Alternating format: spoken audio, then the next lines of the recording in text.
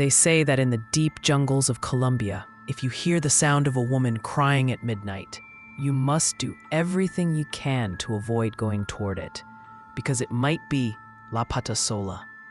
Years ago, there lived a woman who was cursed for her betrayal. But death was not the end of her story. Her spirit became something that still wanders among the dark trees. Witnesses say that first, you see her as an extraordinarily beautiful woman, so beautiful that you cannot take your eyes off her. Then, in a soft voice, she asks for your help, and you, without realizing it, follow her into the darkness of the jungle. But then, something strange catches your attention. The sound of her footsteps, not the sound of 2 feet, just one sound. That's when you look down, and you realize the woman has only one leg. Before you have a chance to escape, she turns her head. Her beautiful face has vanished. Her eyes are red. Her teeth protrude from her mouth like the fangs of a wild beast, and she smiles. When the jungle falls silent, not the silence of birds, not the rustle of leaves, a silence that itself has a voice. The sound of heavy breathing, of something crawling between the trees.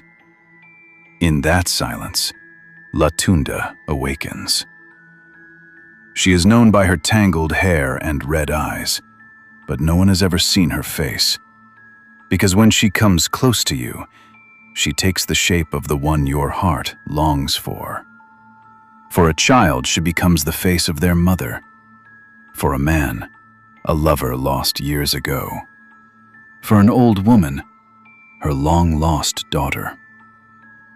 Do you hear her voice? It comes from among the trees. Come, it's warm here. Come to me. Soft, warm, like honey on a wound. Your feet move on their own, as if an invisible rope is tied around your ankles. But when you reach her, you smell her, the stench of burnt skin and rotting flesh hidden beneath a sweet perfume. By then, it's too late. She reaches out her hand, a hand where fingers should be. There are claws of wood and bark, and drags you to her lair. A den of bones and leaves, where she feeds her victims so much sweetness that they forget the way home. Until one day, they themselves become trees in the heart of the jungle. They say the only way to escape is to carry something made of iron with you. Scissors, a knife, even a rusty nail. Because Tunda fears iron, like the devil fears holy water. But if you go into the jungle without iron, and you hear your mother's voice from among the trees, know that your mother is not there. Look at the trees.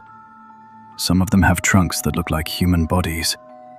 Some of them, if you listen closely, you can hear a heartbeat beneath their bark. Now tell me, when you wake up at night and hear a voice crying from the backyard, will you go to see? Or will you pull the blanket over your head? In a small village along the banks of the great Magdalena River in Colombia, there lived a man named Salvador. He wasn't just any fisherman. No, Salvador was a peeping Tom.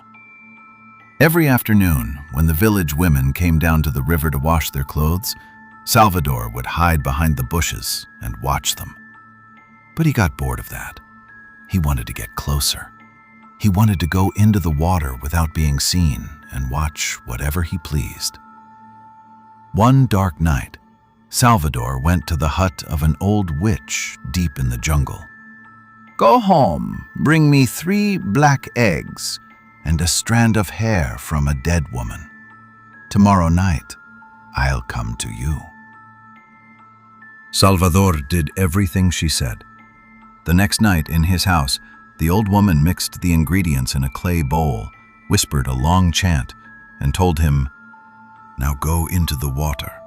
But remember, until sunrise, you must not return to the shore. And most importantly, you must not look into the eyes of any woman. Salvador laughed and walked into the river. And suddenly, his body began to change. His skin hardened and turned scaly. His arms and legs grew short and stretched out. A tail sprouted. And his eyes? His eyes moved up to the top of his head just like a real alligator. But one thing remained that was still human: his face.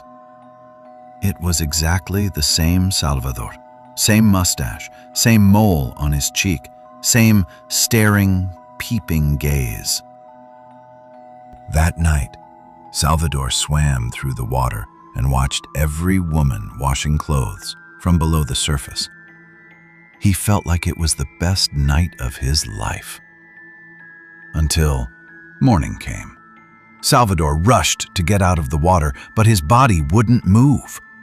His skin dried up and stayed hard. His tail wouldn't wag. He couldn't turn back into a human anymore. The witch had tricked him.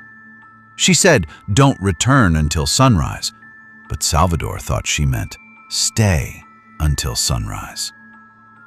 From that day on, the villagers would see a strange creature emerging from the water at midnight.